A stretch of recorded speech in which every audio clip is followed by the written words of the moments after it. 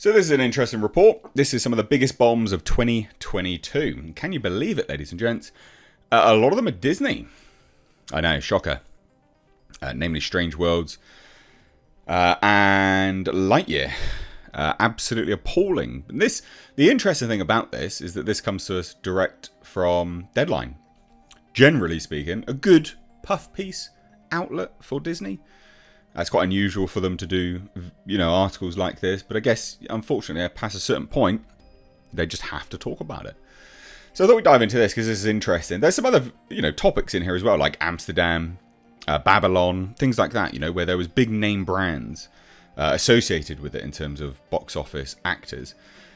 And they still didn't do very well. But I think it explains a lot is that people are so disenfranchised with Hollywood in general that it doesn't matter whether the name's there or not anymore. It has to actually resonate with people. And they just haven't been lately. So, one of the biggest. Strange World.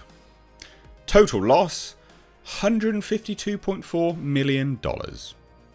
Now, I would say, actually, it was a little bit more than that. I think, if I remember rightly, I put this well over $180 odd million when I did my maths on it all. But let's take a look. So this was the interesting film where, even the dog was disabled. It was just, the animated inclusion film, basically. It had no marketing budget. No one was interested in it. And it bombed as a result. It's not enough to say that original animation is a challenge at the box office when it comes to Strange World's failure. The movie centered on a family of explorers, the Clades, as they attempt to navigate an uncharted, treacherous land alongside a motley crew that includes a mischievous blob, a three-legged dog, and a slew of ravenous creatures. On paper, sounds quite interesting, actually, but the animation style was terrible as well. I mean, this looks like How to Train Your Dragon. Like, crap, Like, good for its age, but nowadays, no. And they spent so much money on this. There was I don't understand why they did that. So they say this, some might say Disney's embrace of a gay character in the film turned off red state audiences. Well, no, because why did it bomb worldwide? While critics found the fantasy pick to be clunky and incomprehensible, and all the animation retro and stale. There you go. Disney, nonetheless, supported the movie with a full theatrical release and dated it during their traditional 5-day Thanksgiving launch pad, when it saw a record low start for a Disney animation title during that frame, with not even $20 million. So Disney knew the goods were soured and had Strange World on Disney Plus a month later, by December 23rd. Disney has done better in their first go-arounds with original IP and Wreck-It Ralph and Zootopia. However, one thing is clear, post-pandemic, it is getting whipped at the box office by Illumination with Minions Rise of Gru and the Super Mario Bros. Movie. It's not just that, it's a whole bunch of other... It's just Disney. People are checked out of Disney now. Because they don't do anything interesting. They bring up their old... they bring up their old movies and just remake them for live action. So, yeah, here you have it, here. They even have, home theatrical and stuff like that. Not particularly great. Total expenses, 317.4. Studio net, 152. Fucking hell. So bad. Losses, 152 loss. Terrible. But this was the other interesting one. So, Amsterdam. Funnily enough, another Disney one. So, when I say Disney's not the huge star that they once were, they're not. But this had loads in the cast members. Margot Robbie, Christian Bale, John David Washington, Taylor Swift, Chris Rock, Anya Taylor-Joy, Rami Malek. Loads of people. Absolutely loads of people. Bale got paid under his normal rate of $5 million. While other stars showed up to play with filmmaker David O. Russell, opting for lower paychecks. That said, way too much spend for an early World War I era set absurdist ensemble comedy that had zero draw.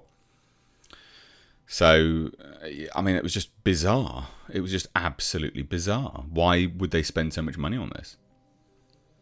That loss of $108 million after expenses of 171. Just bleeding cash, ladies and gents. Oh, and the next one's a Disney one as well. Lightyear. This one never made any sense anyway. Was why would you swap out the voice actor for a movie which was based on a toy? It just didn't make any sense. The whole thing didn't make any sense.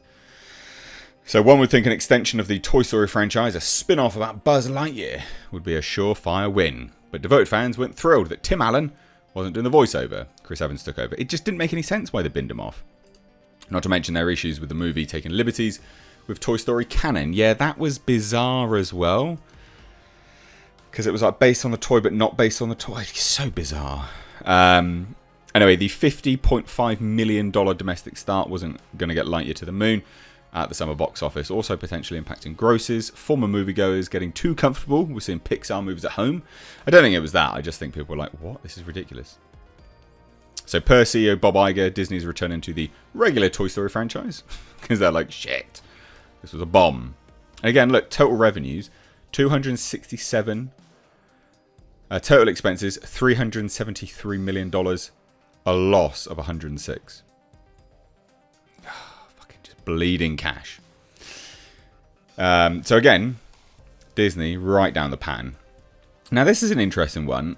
This was the Devotion film. This is almost, I guess, kind of not trying to capitalize on Top Gun, but you know, this is kind of one of those things, isn't it? But loss, $89.2 million, and you know, loads of people have been banking on Jonathan Majors as the next big star.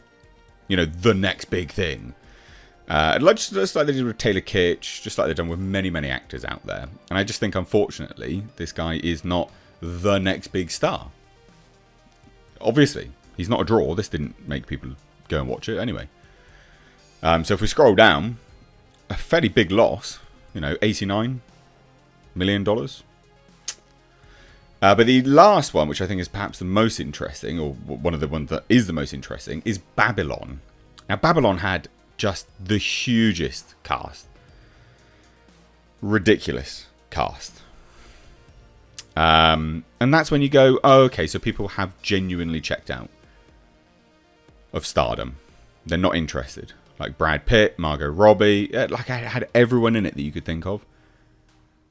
And people were not interested in it. But they spent so much money on it. $162 million on that. So a loss of $87.4 million. Why would you spend so much money on that? And how do these, you know, that's what's that, like $162 million for Babylon, right? So how on earth does Lightyear, you know, 373? How? What are they doing? How's it costing so much money? Strange World, 317. How? What are you actually doing that it costs so much money? Bizarre. Absolutely bizarre.